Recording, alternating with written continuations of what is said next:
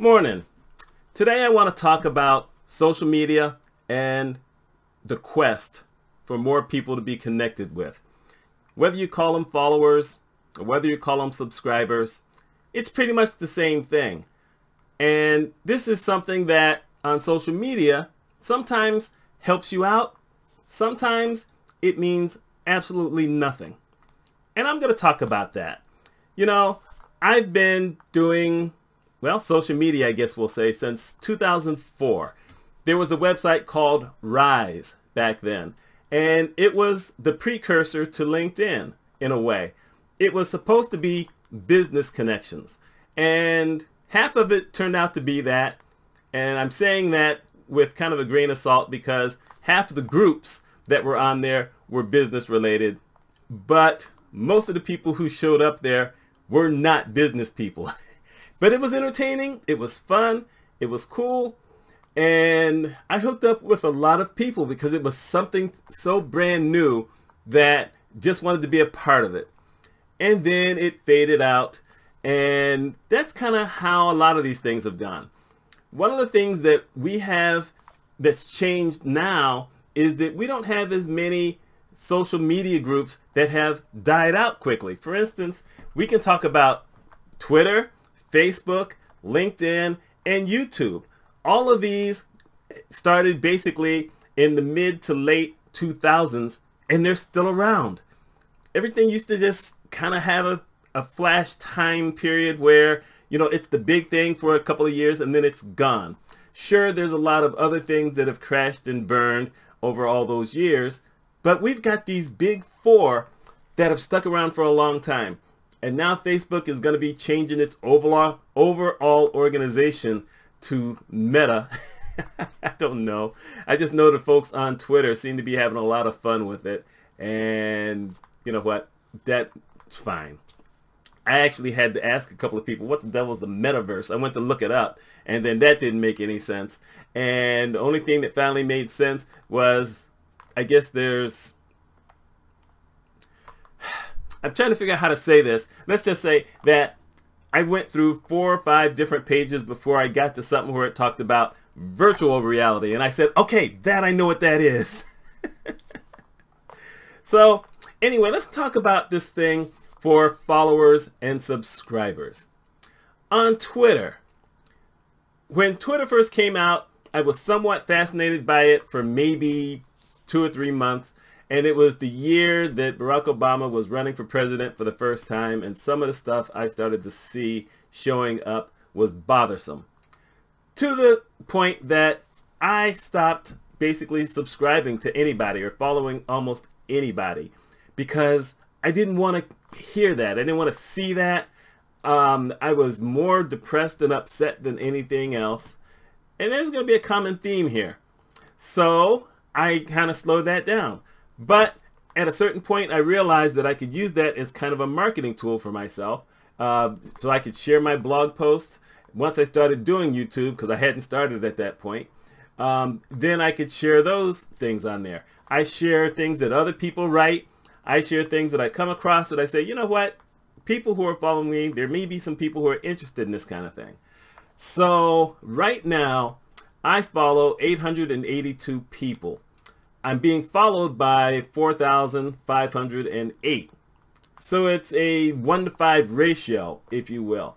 The thing is that almost all of those people that I'm following on Twitter, I've at least talked to once or twice. Because to me, Twitter is one of those places where you should be able to talk with each other.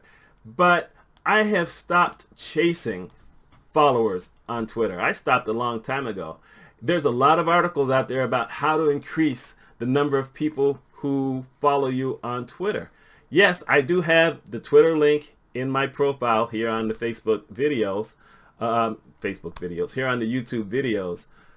But just because someone follows me does not mean I'm going to follow them back. I always go look at someone's profile to see if there's some kind of alignment between us. And then I look at their tweets. Because if they're only tweeting stuff out, they never talk with anybody, that doesn't do me any good. because that just means all you care about is marketing, marketing, marketing. Nobody wants to see that. And so I like engagement. That's what I see Twitter for. So I don't have this quest to have more followers, more people to talk to. That's a different story. Next, let's talk about LinkedIn.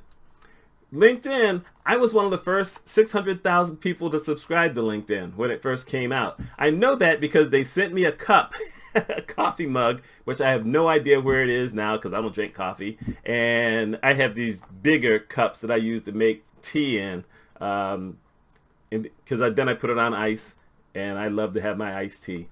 But at one point on LinkedIn, I was following over 1,300 people. And the reason I did that is because I was in business, and my thought at the time, because this is what I heard, is the more people you connect with, the better opportunity or number of opportunities you will have to make money off of business connections, even if they're not in your field. So I connected to a ton of people. And even though it was a different animal than it is today, and truthfully, it was probably slightly better back then than it is now, because now it's become more like Facebook because Microsoft bought them, and Microsoft said their goal was for it to become business Facebook. Like we needed that. But one of the things that I discovered after a certain point is that, once again, it was a whole bunch of noise. It's harder to get people to talk to you on LinkedIn than you think, even if they're in your own industry. So over the past few years, I've cut that way down. And I'm down to 663 people that I'm following right now. And that's half of what I used to be following.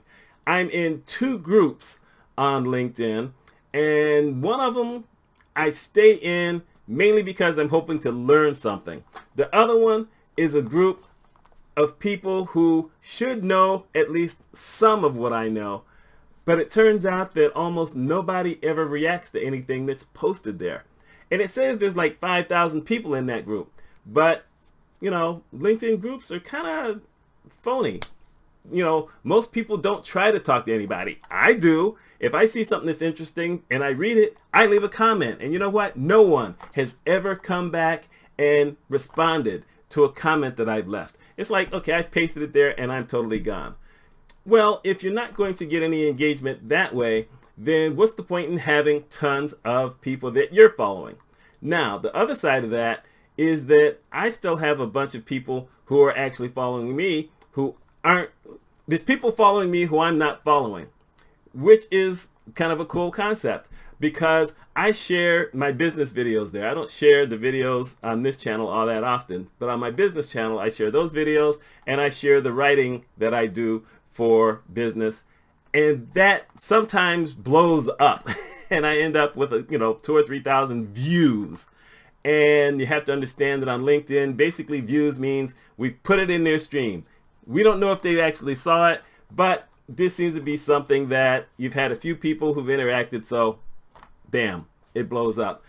But it doesn't mean anything unless people are actually commented on it. And, I think the most comments that I got on a video was in 2020 after the George Floyd thing.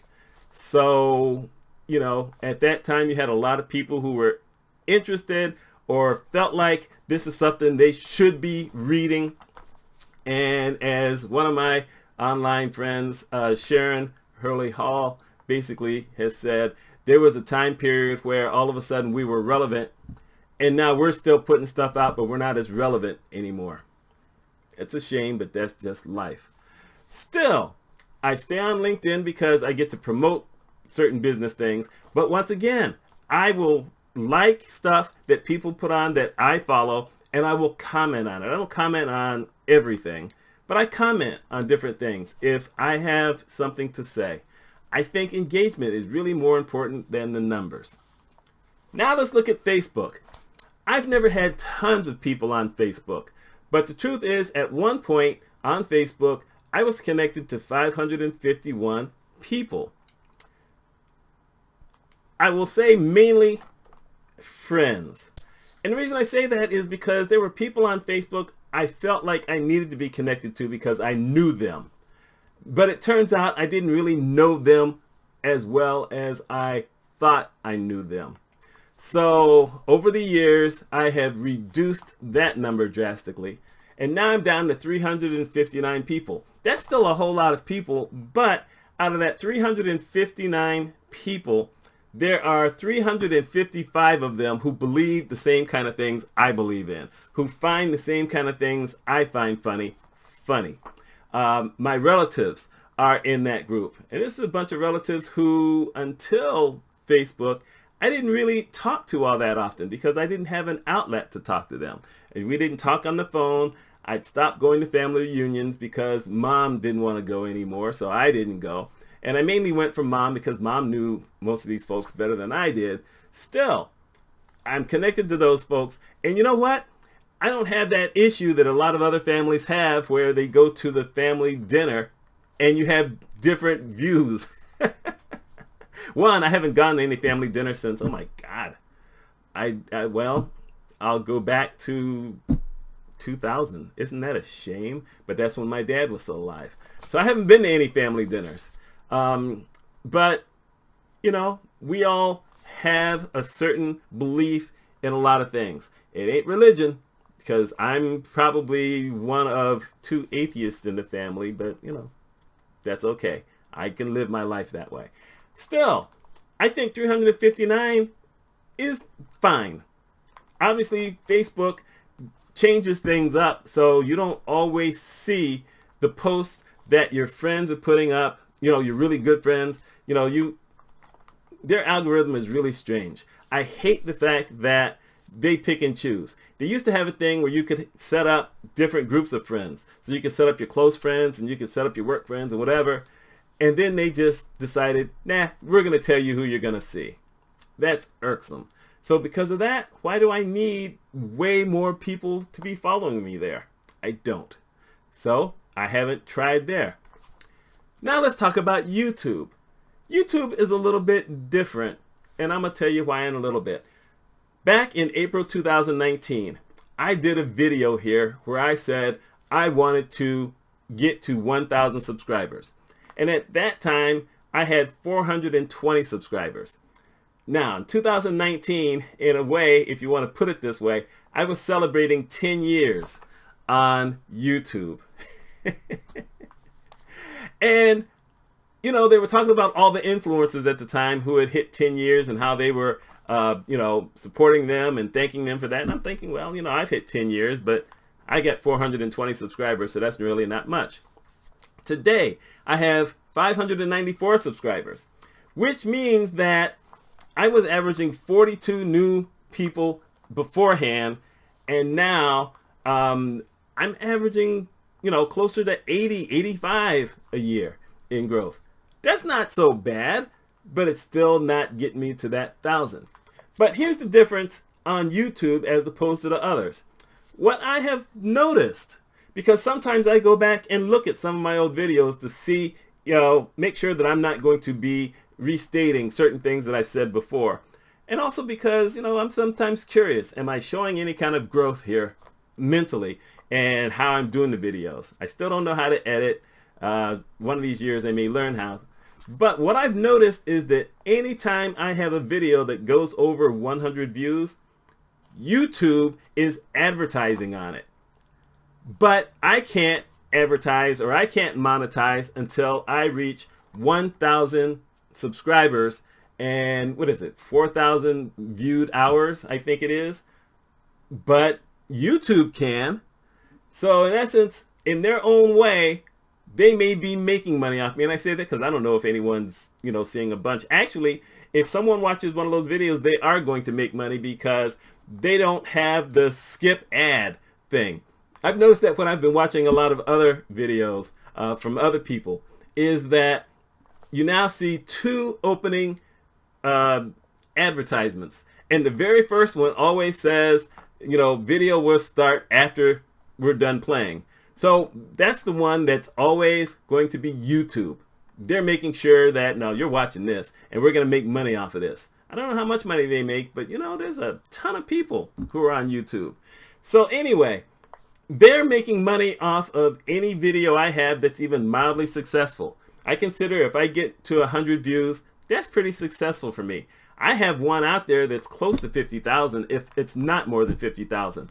I'm sure YouTube loves when people still go to that video because they're going to make more money because there's a lot more people who see that for whatever reason. That was a rant video, but that's just how it goes.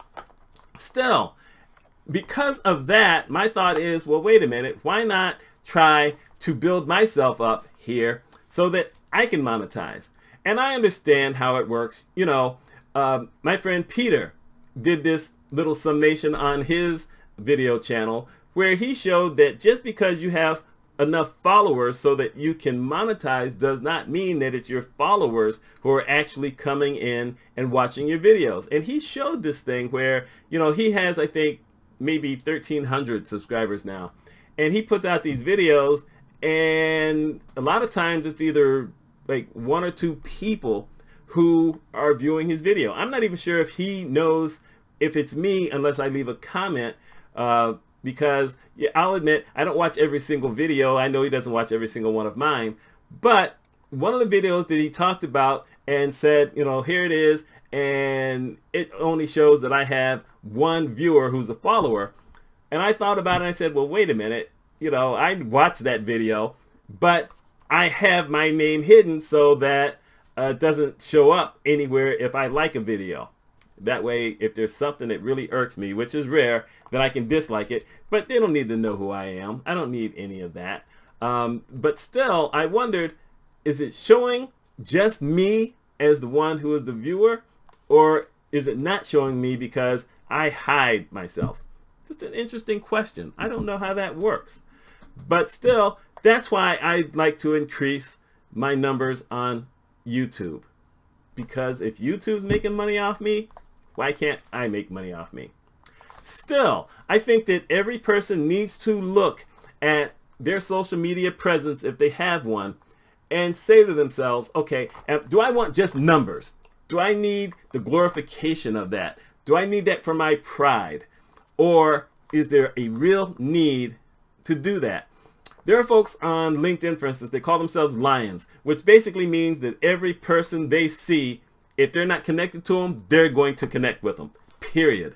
There's some folks who are connected to 300,000 people. You see that on Twitter. You can't talk to 300,000 people. It's just impossible. You can put out something that maybe 300,000 people will see, but guarantee that if 300,000 people responded, heck, if 1,000 people responded, you're probably not going to answer all of that. Even some of the popular YouTubers will admit to that. You know, at a certain point, some of them stop at a certain number of days, maybe 2 or 3 days, say, okay, you know what? I've answered everything I'm going to answer. I'm done. And yet me, the moron, in a way, that video that seems to keep living and getting people who comment on it after, what is this, 6 years? I still go back a lot of times and I will respond, depending on the comment. Yeah.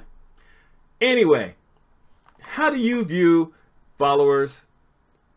Are you always trying to increase?